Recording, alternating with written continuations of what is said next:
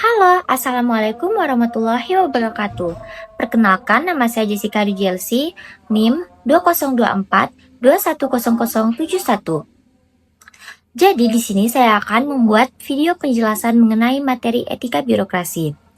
Video ini dibuat untuk melengkapi tugas UAS mata kuliah Reformasi Administrasi dan Governance yang diampu oleh Bapak ABD Rohman, ESOS MAP. Pertama-tama saya akan menjelaskan apa itu etika birokrasi. Etika birokrasi itu adalah pedoman sikap bagi aparat pemerintah saat menjalankan tugas, terutama dalam melayani masyarakat. Intinya, birokrasi itu harus lebih mengutamakan kepentingan masyarakat dibandingkan kepentingan pribadi maupun kelompok. Jadi, etika birokrasi itu penting supaya pelayanan publik berjalan dengan adil dan bertanggung jawab. Selanjutnya, etika birokrasi yang baik. Untuk mewujudkan etika birokrasi yang baik, pemerintah perlu melakukan beberapa upaya penting, yaitu yang pertama, penyelenggaraan dan pemahaman peraturan perundang-undangan. Artinya, aparat birokrasi perlu terus diingatkan dan diberi pemahaman ulang tentang peraturan hukum yang berlaku, khususnya yang berkaitan dengan pelayanan publik. Hal ini penting supaya dalam menjalankan tugasnya, aparat tidak melanggar aturan dan tetap bekerja sesuai ketentuan yang ada. Yang kedua, peningkatan kapasitas pengetahuan aparat birokrasi.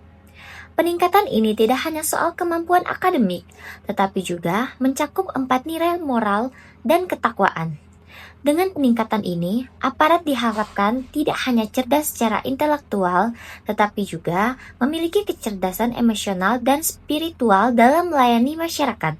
Yang ketiga, peningkatan kapasitas prosedural teknis.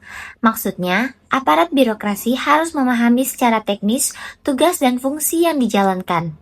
Jika prosedur pelayanan dipahami dengan baik, maka proses pelayanan kepada masyarakat dapat berjalan lebih cepat, jelas, dan tidak berbelit-belit. Yang terakhir atau yang keempat, penguatan spiritual. Penguatan spiritual dilakukan melalui kegiatan kerohanian yang sesuai dengan agama atau kearifan lokal masing-masing. Tujuannya adalah membentuk karakter aparat birokrat agar memiliki integritas, kejujuran, dan rasa tanggung jawab. Karena perbaikan birokrasi tidak hanya cukup dengan aturan dan manajemen, tetapi juga perlu perbaikan sikap dan moral. Faktor yang mempengaruhi perilaku dan budaya birokrasi. Di sini ada 3 faktor. Yang pertama, pengetahuan. Pengetahuan seseorang diperoleh dari pengalaman, pengamatan, dan proses berpikir terhadap berbagai hal. Dalam birokrasi, pengetahuan sangat mempengaruhi cara aparat bekerja dan mengambil keputusan.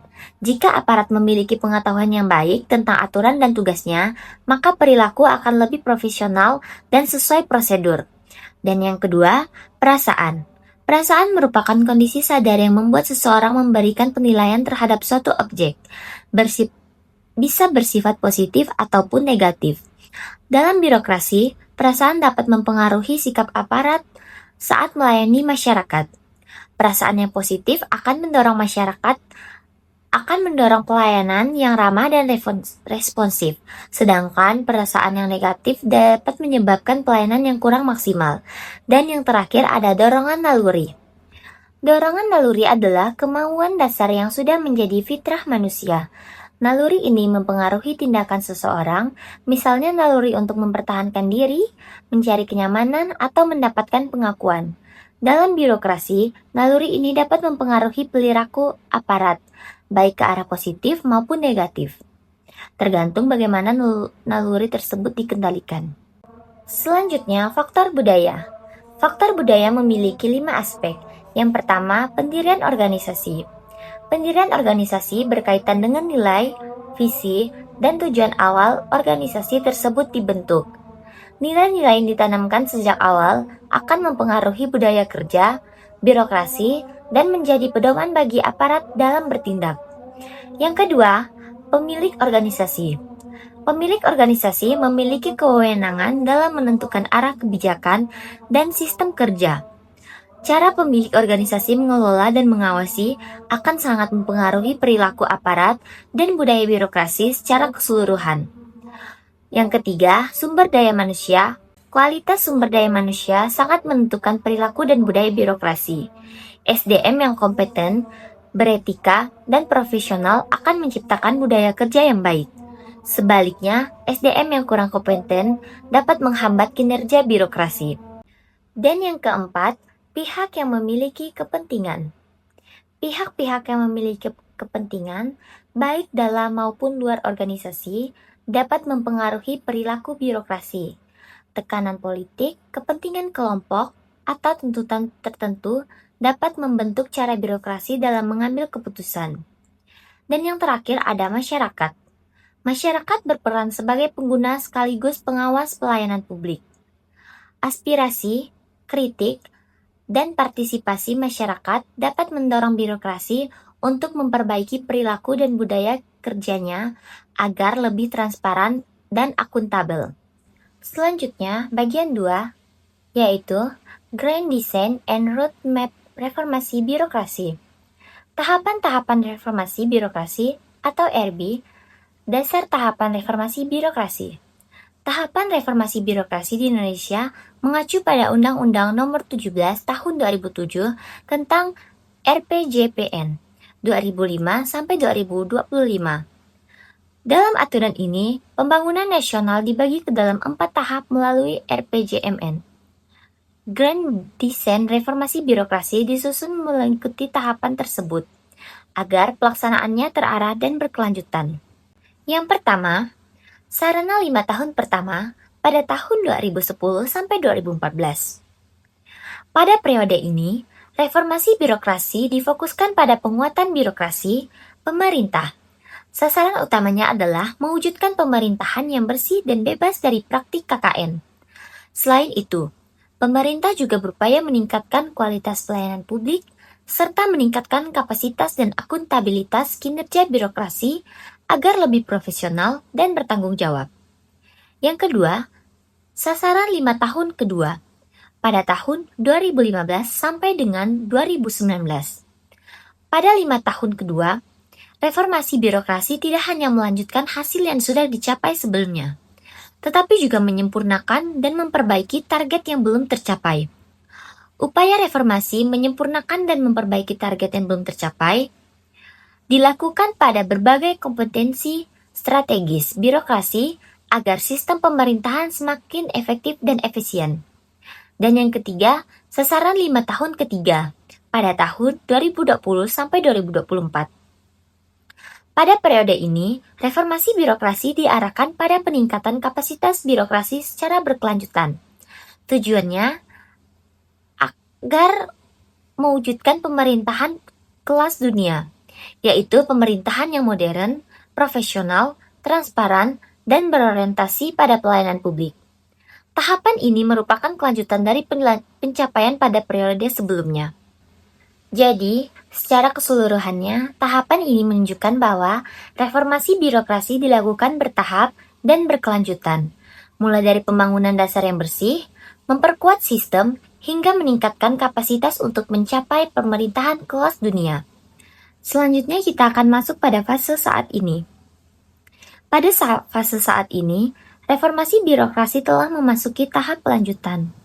Fokus utama pada fase ini adalah melanjutkan upaya-upaya yang sudah dilakukan pada tahap pertama dan kedua reformasi birokrasi. Sasaran yang ingin dicapai pada fase ini adalah terciptanya birokrasi yang bersih, bebas dari KKN, meningkatnya kualitas pelayanan publik, serta meningkatnya kapasitas dan akuntabilitas kinerja birokrasi. Semua upaya tersebut diarahkan untuk mencapai tujuan besar, yaitu mewujudkan pemerintahan kelas dunia. Pada fase ini, birokrasi dituntut untuk bekerja lebih profesional, adaptif terhadap perubahan, serta mampu memanfaatkan teknologi dalam pelayanan publik. Artinya, birokrasi tidak hanya sekedar menjalankan arahan, tetapi juga harus mampu berinovasi dan memberikan pelayanan yang cepat, transparan, dan mudah diakses oleh masyarakat. Namun, dalam prakteknya, fase ini juga menghadapi berbagai tantangan di lapangan, seperti masih adanya budaya kinerja lama, keterbatasan sumber daya, serta ketimpangan kualitas birokrasi antar daerah. Oleh karena itu, Fase ini saat ini menjadi tahap penting untuk evaluasi dan penyempurnaan reformasi birokrasi secara menyeluruh. Keterkaitan Grand Design and Roadmap Reformasi Birokrasi. Ini menjelaskan hubungan antara Grand Design Reformasi Birokrasi dengan Roadmap Reformasi Birokrasi. Secara sederhana, Grand Design itu adalah rencana besar jangka panjang, sedangkan roadmap adalah tahapan pelaksanaan per periode waktu agar tujuan besar tersebut tercapai. Grand Design Reformasi Birokrasi berlaku dari tahun 2010 sampai 2025, yang ditetapkan melalui Peraturan Presiden Nomor 81 Tahun 2010. Grand Design ini menjadi pedoman utama dalam melaksanakan reformasi birokrasi secara nasional, baik di tingkat pusat maupun daerah.